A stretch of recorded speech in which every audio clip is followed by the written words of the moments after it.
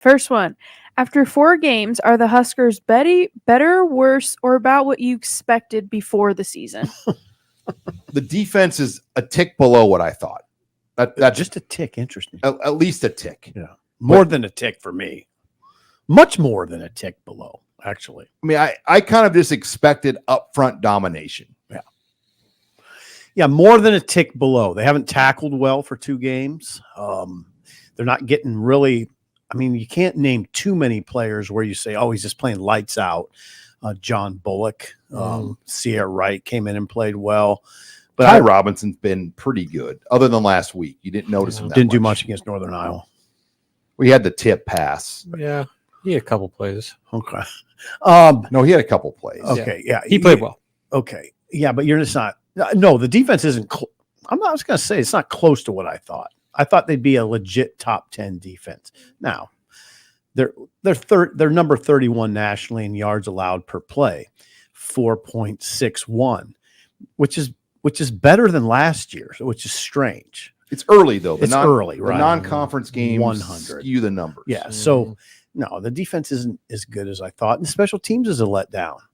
I mean, I wouldn't have gone into the season thinking in game 4 we're going to be sitting here gnashing our teeth about defense and special teams. There's no way. Line drive punts, missed field goals, kicker injuries. Yeah, there's no way I thought that. You didn't think special teams would be an issue? No, not a big one. That was like the biggest question mark going into the season. It was a question mark, but I thought they'd get it resolved.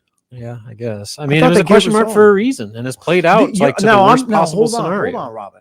You're just talking about the kickers. Yeah, but I'm talking about special teams. Okay, then you add in their long snapping issues, and then you add in the holds. Kentucky was supposed to be good. You're adding kickoffs, being not kicked to the right spot. I know, that's what I'm talking about. So, like, that's what I'm saying. Like, these are the things that I didn't expect. Who was the long? That's exactly that's what you're saying. But there were things that you expected with the kicking game, but then also like you're overly confident in Brian Buschini. Like that wasn't a concern for you. Confident, not overly. I mean, he's punted well, but I just thought they'd get that stuff resolved. That's what I agree. All right, let's get into the next question. Okay, next one. Where does Nebraska match up the best and the worst with Purdue? Oh, God help. God, that's a good question. Well, such a broad question. The run game, they don't match.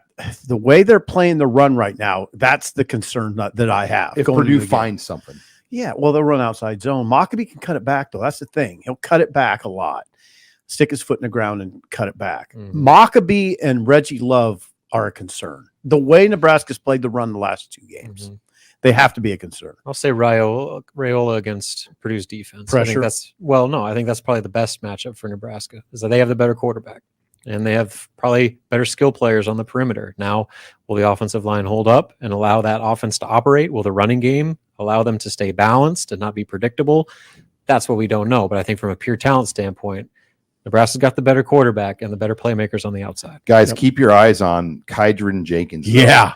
He's got 3 hurries and 4 sacks on PFF on their official numbers. I believe they list him at 3 on the official Purdue website, but one of the better edge rushers. Gave Nebraska a lot of problems. 4.5 tackles for loss last year against Nebraska. And then Will Helt, another guy with 3 sacks. They have 2 good edge players that are great pass rushers. What'd you say? With a new left tackle. Kydron Jenkins and Will Helt. Jenkins, 4.5 tackles for loss in 1 game against Nebraska last year. 4.5 in 1 game. Can they neutralize those guys with the screen game of the way they run the ball? They got to figure out a way to get those guys a little off balance. Jenkins, by the way, had 16 tackles against Oregon State. He had 16. He's real. Well, we saw him. I put him on my All Big Ten ballot. I mean, I thought of him that much last year. Yeah. And think about if they still had Nick Scourton. Oh, those guys! I thought they were the best tandem we saw last year. Oh, no question. They gave Nebraska problems. They were just on a bad team. Yeah. All right, we go to the next one. Abby, what do you got? Okay, what are your thoughts on Dayton Raiola committing to Nebraska? I'd like to hear Sean on this one. Is this part of the first family question, Abby, or is that coming? That's next. Okay. I think it makes sense. I mean, look, quarterback numbers, the questions like what are the numbers going to be? You just don't know what the quarterback position is going to be. Dayton Raiola is playing for a very good high school team. He's taken over the starting job. He's having a solid year. They've only lost 1 game, and they've played maybe the toughest schedule of any team in Georgia to start the year. So I think he's got high upside, and it makes sense. I mean, nobody should be surprised that Dayton Raiola is going to play for Nebraska. Nobody. No. Dominic has told me, and he won't mind me sharing this, that playing for Buford is a huge help because it's pressure, it's high level football. So he'll be pretty much ready for what he's going to see in college.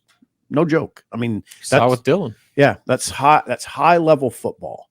So that bodes well.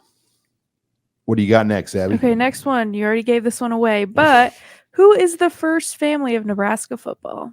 Boy. Well, I mean, the Raiolas are making a run at it because they actually have 5 ties now to the program with Dominic, Dylan, Dayton, Taylor, their sister who works in the football program, and obviously Donovan, the O-line coach. But I think you either have to go. I always think the Swanson Rude family. Wow, not the Osbornes.